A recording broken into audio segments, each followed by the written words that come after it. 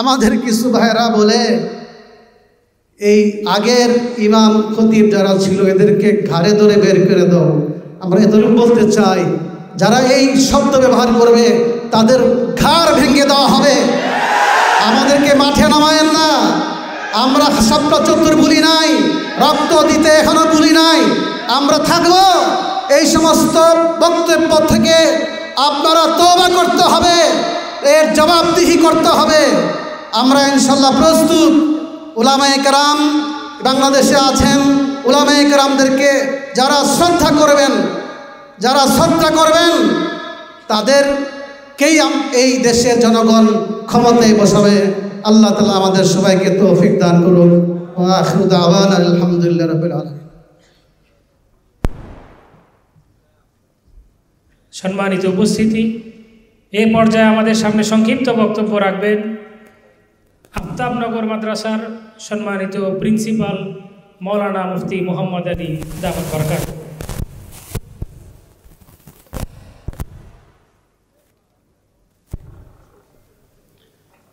নাহমাদুহু ওয়া নুসাল্লি আলা রাসূলিহিল কারীম, আম্মা বাদ। শাইখুল হাদিস পরিষদ কর্তৃক আয়োজিত আজকে অনুষ্ঠানে সম্মানিত সভাপতি, মঞ্চে উপবিষ্ট জাতীয় নেতৃবৃন্দ, উলামায়ে কেরাম, আমার সামনে উপস্থিত উলামায়ে কেরাম ও ছাত্র ভাইয়েরা, আজকে যে 4 শীর্ষ মুরব্বীর আলোচনা অনুষ্ঠান, এর সঙ্গে যুক্ত আছেন পরিষদ যার নামে করা হয়েছে শাইখুল হাদিস আল্লামা আজিজুল হক রহমতুল্লাহ আলাইহি। অনেক বক্তব্য হয়েছে, লম্বা চড়া বক্তব্য হয়েছে। আমি শুধু এই 5 আকাবিরের একটা দায়িত্ব আমাদেরকে দিয়ে গেছেন, সেই দায়িত্বটা বাস্তবায়ন করার দায়িত্ব এখন আমাদের। সেটা কি?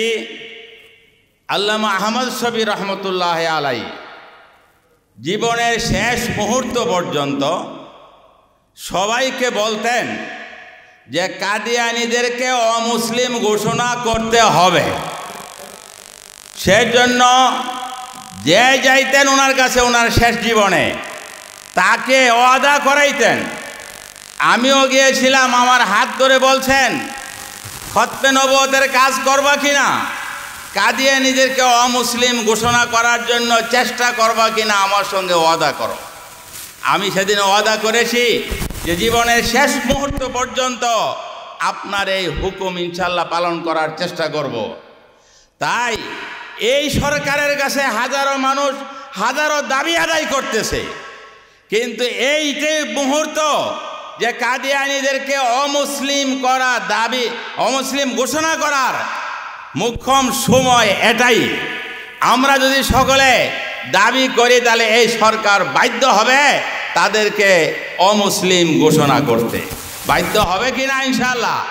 এই যে আমাদের বলা হয়েছে এখানে 4 বুজুর্গের নেতৃত্ব, সংগ্রাম এবং ত্যাগ, কাদিয়ানীদেরকে অমুসলিম ঘোষণা করা শুধুমাত্র একটা এলানের দ্বারা হবে না, এর জন্য ত্যাগ, স্বীকার এবং রক্ত দিতে হবে।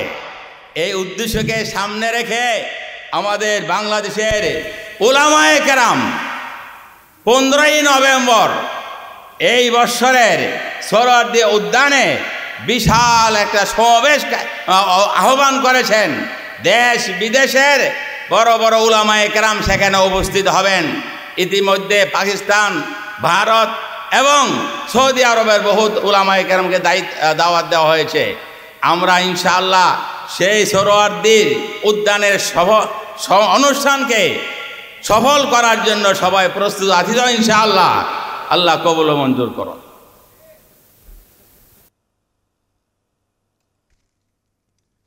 আসসালামু আলাইকুম ওয়া রাহমাতুল্লাহি ওয়া বারাকাতুহু।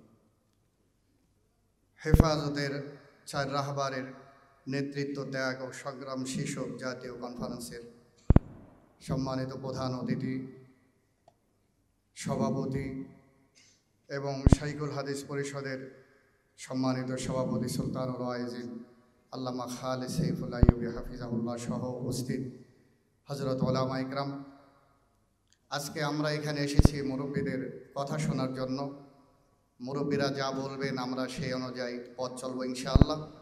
আগেও আমরা মুরব্বীদের নেতৃত্ব এবং তাদের ফরমান আমরা বাস্তবায়ন এবং আমল করার চেষ্টা করেছি। আল্লামা আজিজুল হক রাহিমাহুল্লাহ তাআলা যখন কওমি মাদ্রাসা সনদের স্বীকৃতির আন্দোলনে মুক্তাঙ্গনে 5 দিন অবস্থান করেছিলেন, আমাদের সৌভাগ্য হয়েছিল আমরা হুজুরের সঙ্গে সেই মুক্তাঙ্গনে অবস্থান করার। ঠিক তদ্রুপভাবে 2013-তে যখন আল্লামা আহমদ শফি রাহিমাহুল্লাহ তাআলা বাতিলের বিরুদ্ধে ইসলাম রক্ষার আন্দোলনে 13 দফা দাবি দিয়েছিলেন, আমরা সেই আন্দোলনেও শরীক হয়েছিলাম। অতএব এখনও যারা আমাদের মুরব্বীরা আছেন, ইসলাম দেশ এবং মুসলমানের হেফাজতের লক্ষ্যে যে কোনো ডাক ওনারা দিবেন, আন্দোলন ওনারা ঘোষণা করবেন, আমরা নগণ্য একজন সদস্য হিসাবে আমাদের মুরব্বীদের ডাকে সাড়া দেওয়ার জন্য রাজি আছি তো ইনশাআল্লাহ। আমরা আমাদের মুরব্বীদের বক্তব্য শুনব। এই বলে আমি শেষ করছি। আসসালামু আলাইকুম ওয়া রাহমাতুল্লাহি ওয়া বারাকাতুহু। সম্মানিত উপস্থিতি, এ পর্যায়ে সংক্ষিপ্ত বক্তব্য রাখবেন শাইখুল হাদিস পরিষদ সাভার জোনের আহ্বায়ক মাওলানা ফরিদ আহমদ, মাওলানা ফারুক আহমদ। সাভার জোন শাইখুল হাদিস পরিষদের আহ্বায়ক মাওলানা ফারুক আহমদ।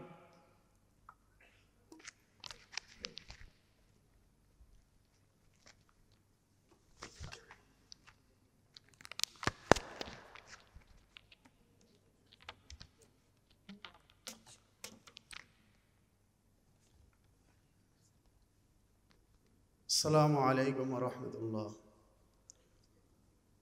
حامدا ومصليا ومسلما أما بعد. قال الله تعالى: لقد كان لكم في رسول الله أسوة حسنة. সম্মানিত উপস্থিত, আজকের কনফারেন্সের প্রধান পৃষ্ঠপোষক, উপস্থিত কনফারেন্সের সভাপতি সাহেব, উপস্থিত ওলামায়ে হযরত, আমরা সকলে অবগত আছি শাইখুল হাদিস পরিষদ এমন সময় গঠিত হয়েছে যখন বাংলাদেশে সব ধরনের রাজনৈতিক দল এবং মকবুল সংগঠন, অরাজনৈতিক সংগঠন হেফাজতের কার্যক্রম অনেকটাই বন্ধ ছিল। হকের আওয়াজ যারাই তুলেছে, ন্যায় কথা যারা বলেছে, প্রায় সকল সংগঠনেরই কার্যক্রম বন্ধের পথে ছিল। হকের আওয়াজ তোলার জন্যই আত্মপ্রকাশ করেছিল শাইখুল হাদিস পরিষদ। প্রথম অধিবেশন হয়েছিল, আমরা সকলেই জানি, কাজী মিলনায়তনে।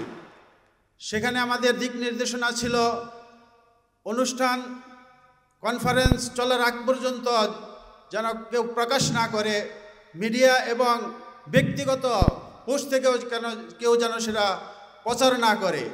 আলহামদুলিল্লাহ সফল হয়েছে।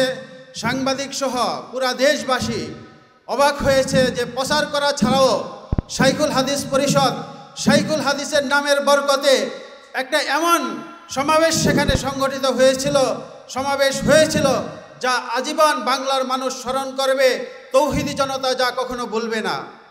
শাইখুল হাদিস পরিষদ এটা একটা মকবুল সংগঠন।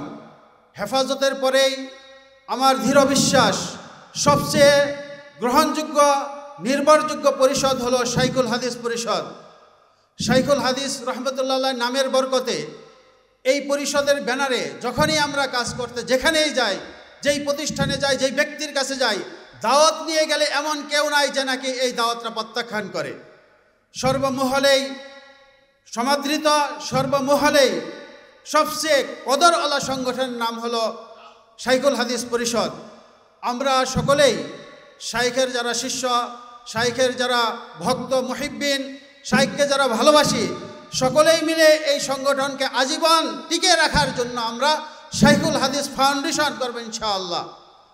সেই শাইখুল হাদিস ফাউন্ডেশনের যত বড় কাজ আঞ্জাম দিবে, সেই কাজের জন্য